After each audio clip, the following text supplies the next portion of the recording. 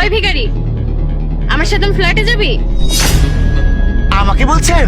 হ্যাঁ, তুই ছাড়া আর এখানে কয়টা ভিখারি আছে? আরে আজকে তো তোর লটারি লেগে গেল।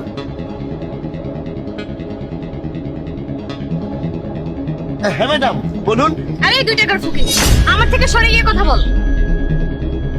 তোর জন্য আমার গাড়িটা নোংরা হয়ে যাবে। এই, আমার সাথে ফ্ল্যাটে যাবি? মেম সাহেব, আপনি আমাকে আপনার ফ্ল্যাটে কেন নিয়ে যাবেন? এই শোন ভিখারি, তোকে যেটা বলেছি সেটা করবি, এত প্রশ্ন কিসের জন্য?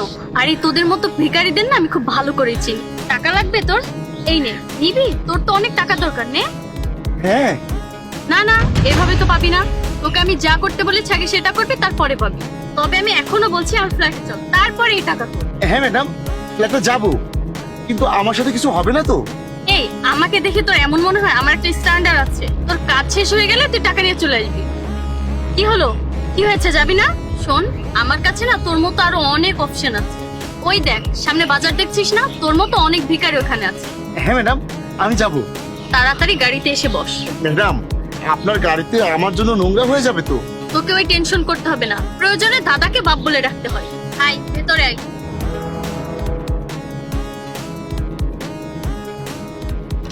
ইতি, এই দেখ কে এসেছে। হ্যাঁ, কি হয়েছে? এটা কোন ভিখারিকে তুলে আনছিস বাড়িতে? আরে এটা কোনো ভিখারি নয়, এটা হচ্ছে তোর হবু বর। কি বল? তাও আবার আমার? তুই কি পাগল হয়ে গেছিস নাকি নাকি নেশা করে এসেছিস? এর অবস্থা দেখেছিস? এর অবস্থার সাথে আমার অবস্থা মেলে? আর তুই একে এনেছিস আমার সাথে বিয়ে করানোর জন্য? দেখ বোন, আমার কথাটা শোন। তোর বিয়ে না হলে আমি বিয়ে করতে পারছি না, আমি খুব তাড়াতাড়ি বিয়ে করতে চাই। আর তুই তো আমাকে বলেছিলি যে তোর জন্য একটা ভালো ছেলে দেখতে, এজন্য তো আমি ওকে এনেছি এখানে। আর তুই জানিস ও প্রতি মাসে 10,000 টাকা ইনকাম করে। আরে ম্যাডাম, মাসে নয়, আমি দিনে 10,000 টাকা ইনকাম করি। আর যদি রাতে বের হই, 3-4টা ফোন চুরি করে নিই, এইভাবে তো আমি মাসে 5 লাখ টাকা ইনকাম করে নিই।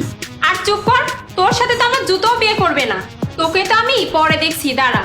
আর তুই তুই কি পাগল টাগল হয়ে গেছিস নাকি? আমি বুঝতে পেরেছি আসল ব্যাপারটা। তোর মূল উদ্দেশ্য হচ্ছে আমাকে বিয়ে দেওয়া, যাতে আমার বিয়ের পরপরই তুই কোনো বড় লোক ছেলেকে তাড়াতাড়ি বিয়ে করে নিতে পারিস। দেখ, তুই যদি এইসব ড্রামা বন্ধ না করিস, তাহলে আমার কথা তো আমি জানি না যে আমি কি করব। কিন্তু সত্যি সত্যি এই ভিখারির সাথে তোর বিয়ে দিয়ে দেবো। তোকে বলছি, ওকে নিয়ে এক্ষুনি এখান থেকে বেরিয়ে যা, না হলে কিন্তু অনেক খারাপ হয়ে যাবে। তোর মতো বোন যেন আমার সতীনকেও না দেন। আরে ইতি বোন, আমার কথাটা তো শোন। ম্যাডাম, তাহলে এখন আমার কার সাথে বিয়ে হবে? উফরে, চুপ কর। যেখানে দেখছিস কেউ নেই, রেখে চলে গেল, সেখানে তোর কার সাথে বিয়ে হবে? আরে যা, যেখানে ভিক্ষা করতে ছিল ওখানে যা। আরে ম্যাডাম, আপনি ওই যে গাড়িতে যে টাকা দেখিয়েছেন, ওই টাকা কোথায়? টাকা দেন। টাকা যখন একটা থাপ্পড় দিব না, টাকার ভূতটা নেমে যাবে। যা এখান থেকে। না না, আমি তো এখান থেকে যাবো না। আমাকে আপনি এখানে বিয়ের জন্য এনেছেন, বিয়ে তো আমি করবোই। আর আমি এখন আপনাকে বিয়ে করবো। আমাকে আপনার বিয়ে করতে হবে, তা না হলে আমি পুলিশকে ডেকে বলবো আপনারা ছেলে অপহরণকারী।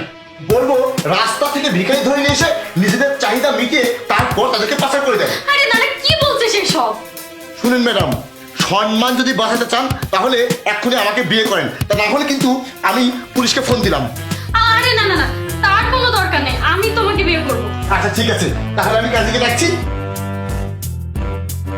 হ্যালো কাজী সাহেব,